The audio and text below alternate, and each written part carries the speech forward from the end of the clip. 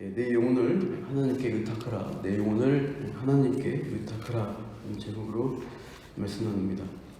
오늘 본문 보면은 중간에 조금 충격적인 내용이 있죠. 12절과 13절 이 바빌론 상인들이 사고 파는 상품 목록 중에 맨 마지막 상품이 무엇인가요?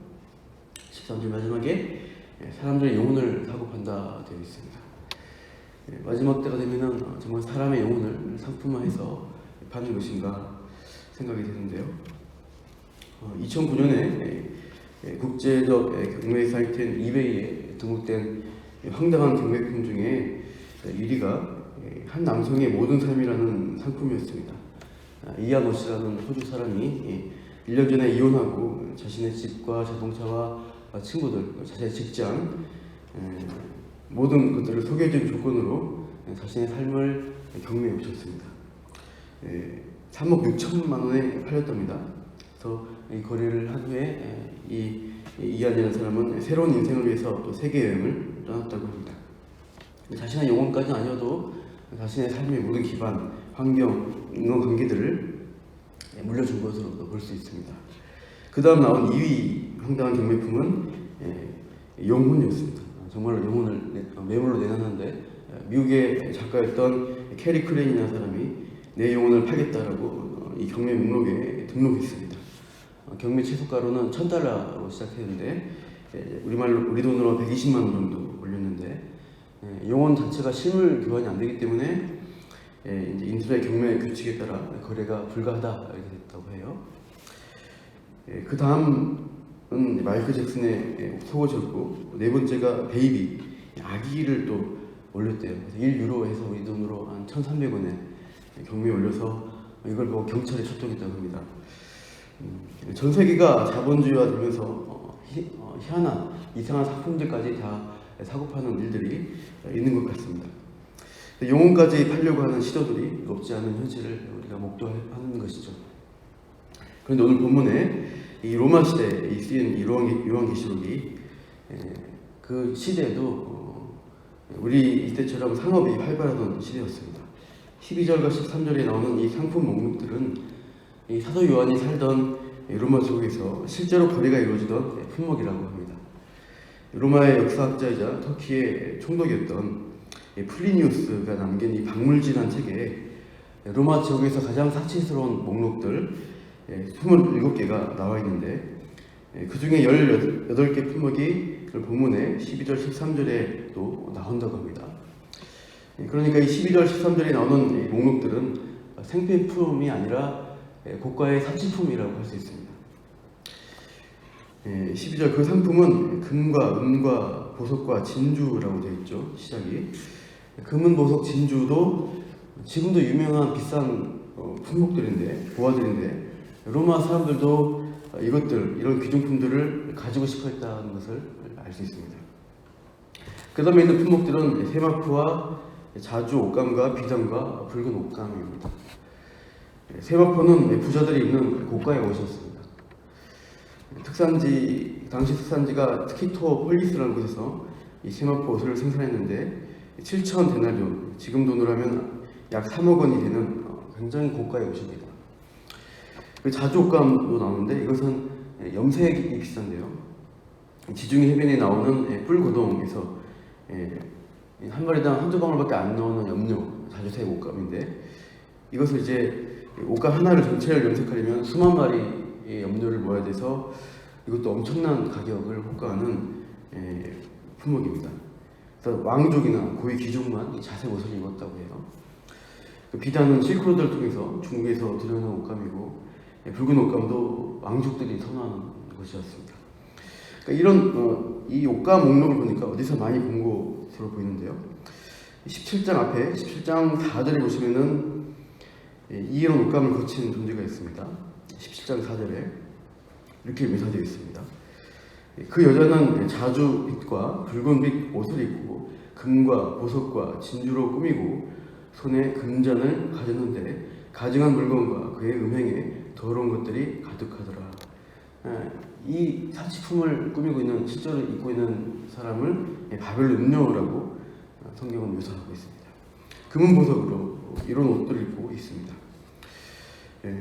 이 바벨론 음녀의 복장은 또 누가 하고 있는가? 본문 18장 16절 보시면 이렇게 되어 있죠. 오늘 본문에 16절 이르되 화이토다 큰 성이여 세마포 옷과 자주 옷과 붉은 옷을 입고 금과 보석과 진주로 꾸민 것이다 하고 되어 있습니다.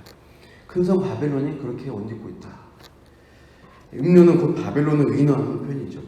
큰 성 바벨론이 화려한 상업주의, 무역을 통해서 번영한 도시와 국가를 이룬 모습이 이런 사치품을 꾸민 것이다 라고 지적하고 있어요. 그래서 이 바벨론의 상품들을 분류해 보면요, 먼저는 금은 보석, 귀금속이다. 두 번째로는 고급 의류를 입고 있다.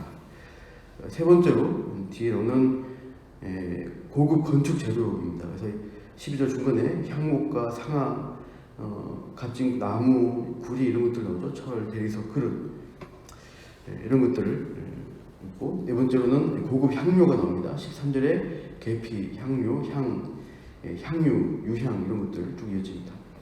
다섯 번째로 식료품들인데 포도주, 감람류, 곤, 밀가루, 밀 등 것들 가리키고 있습니다. 그리고 이제 여섯 번째로 가축들과 노예들 겁니다. 소와 양과 말, 소래, 종들, 마지막에 이제 사람들의 영혼들이라고 되어 있는 것이죠. 이렇게 여섯 가지 분류를 하면서 그 사치품들을 쭉 나열하고 있어요. 우리가 이제 눈여겨볼 게 여섯 번째 항목인데요. 소와 양과 말, 동물들 외에 종들과 사람들의 영혼들이다. 로마 시대 실제로 영혼들을 거래했을까요? 원어로 보시면 이 부분이 사람들의 몸들과 영혼들로 이렇게 번역될 수 있습니다. 이 종들이라 되어 있는 부분, 이것은 소마라는 헬라, 원래 소마가 몸이라는 뜻입니다. 그래서 종이라는 말도 많이 썼습니다. 영혼은 푸시케라고 해서 생명, 또 그 사람의 영혼으로 번역될 수 있습니다. 로마 시대에는 종 노예는 영혼이 없는 물건으로, 그냥 몸뚱아리로 취급을 받았습니다. 그러니까 사람의 형상을 한 가축이다라고 보는 것입니다. 쓰다 버릴 수 있는 재산 목록, 상품으로 취급되었다는 사실입니다. 이 로마 시대에 거의 1000만 명에 육박하는 노예들을 수입했다고 합니다. 대구 전체 20%, 인구 20% 정도가 노예로 사고 팔렸다는 현실입니다. 주로 전쟁 프로들을 노예로 삼아서 이렇게 공급하는데요. 이 사도 요한 시대가 됐을 때는 로마가 점령할 수 있는 땅들을 거의 다 했기 때문에 더 이상 전쟁 프로들을 잡아서 공급할 수가 없는 때가 되었다고 합니다. 그래서 이 군인들이 외부에서 노예를 잡아서 확보하기보다는 상인들이 주로 움직이면서 각 지역에서 노예 인력들을 이제 구해오면서 순환하는 거죠. 사고 파는 그런 사업 거래를 통해서 노예를 공급했다고 합니다. 어떻게 이제 했는가? 이 채무로 노예가 된 사람들도 많이 만들게 되고, 또 가난 때문에 이제 자신을 팔아서 이렇게 노예가 되기도 하거나, 또 양육을 포기하는 아기들 있죠. 그런 아이들, 때로는 아이들을 유괴해서 노예화했다고 합니다. 즉 사람을 노예란 물건으로 만들어 팔았던 그 당시 노예 무역 시스템이 있었던 것이죠. 그러니까 이 사람의 영혼을 사고 팔았다는 것은 무슨 뜻인가 하면, 이 로마 제국의 경제 구조에서 자유인이었던 사람들이 자신의 영혼과 같은 자유지나 생명권을 박탈당하고 상품처럼 팔려다녔던 그 시대상을 반영하는 표현입니다. 이익의 극대화를 추구하면서 돈과 물질을 숭배하는 그 풍조 가운데 성경이 볼 때 천하보다 귀한 한 영혼을, 그 사람을 가축처럼 전락시켜서 노예로 만들어 사고 파는 행위가 빈번했다는 사실입니다. 비인간적인 모습들이 많았던 것이죠. 이 노예 제도에 기반해서 사람들이 노예의 잉여 생산을 통해서 나머지 사람들은 풍족한, 좀 더 어떤 놀고 즐기는, 쾌락을 즐기는 그런 문명을, 또 문화를 이룬 것이죠. 그게 로마 시대의 문명이었던 것입니다. 요한계시록은 당대 로마뿐 아니라 앞으로 오고 오는 나라, 인간 나라, 그 제국의 땅의 제국들이 계속해서 그런 바빌론적인 경제 구조를 반복해 갈 것이다. 이것을 이제 지적하고 있습니다. 약자를 착취하고 왕들과 상인들, 힘을 가진 자들이 음료와 즐기면서 자신들의 부귀를 축적하면서 쾌락을 즐기는 흥청망청하는 모습들이 계속될 것이다. 이렇게 보여주고 있어요. 이 바벨론 문제의 모습입니다. 그렇지만 이 바벨론적 제국과 경제 구조가 계속되느냐? 끝날 날이 올 것이다. 끝이 날 것이다. 이렇게 바벨론 요한계시록은 경고하고 있습니다. 즉 심판이 닥칠 것이다. 이렇게 말씀합니다. 18장 2절 보시면 앞에 18장 2절에 무너졌도다 무너졌도다 큰 성 바벨론이여 외칩니다. 오늘 본문의 9절 보시면 땅의 왕들이 울고 가슴을 치고 있어요. 10절 보십시오. 화이도다 화이도다 큰 성 견고한 성 바벨론이여 한 시간에 내 심판이 이르렀다 라고 선포합니다. 11절 보십시오. 땅의 상인들이 나오는데요. 땅의 왕들도 울고 땅의 상인들도 울고 애통합니다. 11절에 17절 하반절부터 보시면 18절까지 모든 선장과 성객들, 선원들, 바다에서 일하는 자들이 불타는 연기를 보고 이 큰 성과 같은 성이 어디 있느냐 애통해하고 있어요. 이 무역업자들, 중개업자 하는 자들이 애통해합니다. 그들은 번영하는 이 큰 성 바벨론을 흠모하면서 바벨론으로부터 누리는 어떤 유익들을 누려왔습니다. 근데 이제 멸망하는 이 바벨론을 바라보면서 자신들도 같이 망하게 되자 몹시 애통해한다는 것입니다. 근데 이들이 애통한 것은 회개의 애통이 아니죠. 이것은 롯의 아내가 소돔과 고모라를 흠모하면서 뒤돌아보았듯이 망하기 전 이 바벨론의 영광과 번영을 갈망하면서 뒤를 돌아보는 애통함입니다. 이것은 죄와 정욕에 빠져버린, 그래서 결국 자기 영혼을 팔아버린 완고해진 죄인들의 공통된 태도라고 할 수 있어요. 죄를 범하고 있고 그로 인해서 그 멸망이 다가온다. 이것을 알아도 죄를 포기하지 않는 것이죠. 그들의 완고함입니다. 죄로부터 얻는 쾌락과 풍요를 버릴 수가 없어요. 끊을 수가 없어요. 그래서 심판 주신 하나님의 무서운 경고에도 금방 돌이키지를 못합니다. 끊임없이 그들이 누렸던 이 사치품의 목록들을 세어보면서 이것들을 팔아서 남겼던 막대한 이익을 아쉬워할 뿐입니다. 이렇게 사람의 탐욕이라는 것이 이렇게 무서운 것입니다. 결국 그들은 이 바벨론의 진짜 주인인 사탄에게 자기 영혼이 팔려버린 사람들이라고 할 수 있어요. 자신의 영혼을 악마에게 팔아버리고 이 땅에 속한 사람, 왕과 상인들처럼 권력과 재력으로 스스로가 하나님처럼 되려고 하는 이 바벨론의 실상은 영적으로 볼 때 노예인 사람들입니다. 물론 우리가 이 땅을 살아갈 때 이런 경제력이나 지위나 힘이 때로는 필요합니다. 돈이라는 게 필요합니다. 그렇다고 해서 돈의 노예가 되어서는 안 됩니다. 먹고 사는 일 때문에 더 잘 살아보겠다고 내 영혼을 팔아버려서는 안 된다는 것이죠. 내 영혼은 이 거래의 대상이 될 수 없습니다. 이 로마의 관점, 이 바빌론의 관점으로 영혼도 판다고 하지만 우리가 성경을 믿는 사람으로서는 영혼을 파는 것은 용납해서는 안 돼요.